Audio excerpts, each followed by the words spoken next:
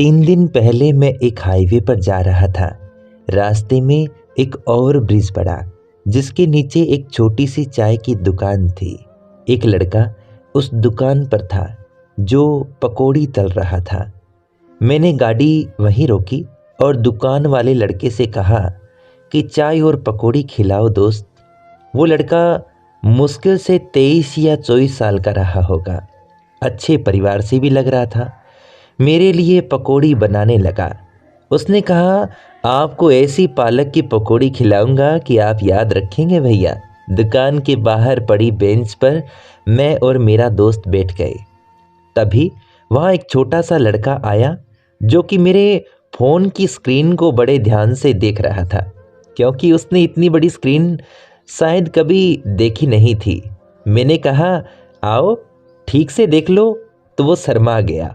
मगर थोड़ी देर बाद मेरे पास आया और कहने लगा, भैया मेरे भाई को फ़ोन कर दो, उससे बात करनी है मुझे। मैंने चाय वाले की तरफ देखा तो उसने कहा, अरे भैया ये जो आप देख रहे हैं ना और ब्रिज, आजकल इसके नीचे से ट्रक निकलते हैं गन्ना लाद के। गन्ने का मौसम है तो दिन भर गन्ने वाले ट्रक यहाँ से गुजरते हैं और जो ट्रक ओवरलोडेड होते हैं उन पर लदा गन्ना और ब्रिज से टकराकर नीचे गिर जाता है। तो ये दो तीन लड़के इसे उठाते रहते हैं और शाम तक इनके पास 3 से 4 क्विंटल गन्ना इकट्ठा हो जाता है, जिसे ये 200 रुपये पर क्विंटल के हिसाब से बेच देते हैं। इस लड़के के भाई के पास इलेक्ट्रॉनिक गाड़ी है जिसे वो लेकर आएगा और गन्ना भर के ले जाएगा, इसलिए इसे फ़ोन करना है। प्लीज़ आप इसे करने दीजिए ना फ़ोन। फिर उस लड़के ने मेरे फ़ोन से अपने भाई को बुलाया। उसके भाई का नाम एहसान था। जाहिर है कि उसका भाई मुस्लिम था।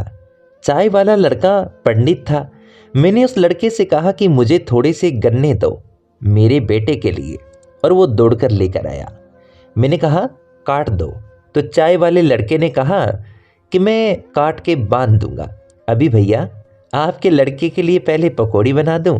गन्ने वाले लड़के को मैंने गन्ने के बदले कुछ पैसे देने चाहे, मगर वो लेने से इनकार करने लगा। फिर मैंने ज़बरदस्ती उसे पकड़ा दिया। पहले मैंने गन्ने वाले लड़के से पूछा कि पकौड़ी खाओगे बेटा, तो उसने मना कर दिया। मगर जब मैंने उस गन्ने के पैसे दिए तो उसने थोड़ी देर बाद उन्हीं पैसों से पकौड़ी खरीद के खाई चाय वाले से। उसने उसे कम पैसे के बदले ज़्यादा पकौड़ी दी। चाय वाले की दुकान पर ट्रक की आवाजाही की वजह से बड़ी धूल आ रही थी। मैंने उससे पूछा कि तुम अपनी दुकान के सामने पन्नी लगा लो, तो कहने लगा, भैया पन्नी के पैसे जोड़ रहा हूँ, 400 की आएगी। पकौड़ी बनाने के बाद वो गन्ना काटने लगा। वो इधर गन्ना काट कर छोटा कर रहा था ताकि मेरी गाड़ी में आ जाए, और उधर उस गन्ने वाले लड़के ने चाय वाले की दुकान संभाल ली। और जो 1-2 ग्राहक आ रहे थे पान मसाला आदि लेने के लिए, वो उन्हें देने लगा और पैसे गल्ले में डाल देता था। चाय वाला पंडित और वो मुस्लिम लड़का बिना कुछ भी बड़ा बड़ा बोले एक दूसरे की ज़रूरतें समझ रहे थे। अपनी प्राकृतिक सह अस्तित्व की भावना से एक दूसरे का सपोर्ट कर रहे थे। जब मैं चलने को हुआ तो चाय वाले ने कहा कि 35 रुपये हुए भैया चाय और पकौड़ी के। मैंने उसे जब ज़्यादा पैसा दिया तो वो कहने लगा, ये बहुत ज़्यादा है भैया। मैंने कहा, रख लो। फिर जब मैं गाड़ी में आकर बैठा तो मेरे दोस्त ने कहा कि ये 400 रुपये जोड़ रहा है पन्नी खरीदने के लिए। मैंने कहा, हाँ यार, मैं तो भूल ही गया एकदम।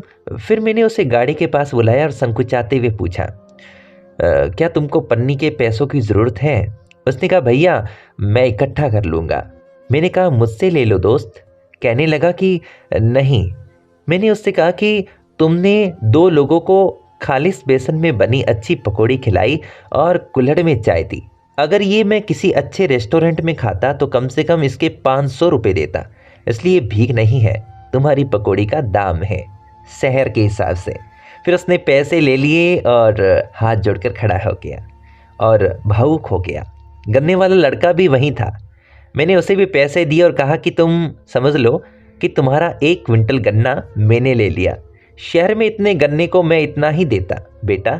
उसने ही संकोचाते हुए पैसे ले लिए। मैंने गाड़ी आगे बढ़ा ली, मगर दोनों देर तक भावुक खड़े मुझे देखते रहे। मैंने मन ही मन इनके सह अस्तित्व के लिए दुआ की और आगे बढ़ गया।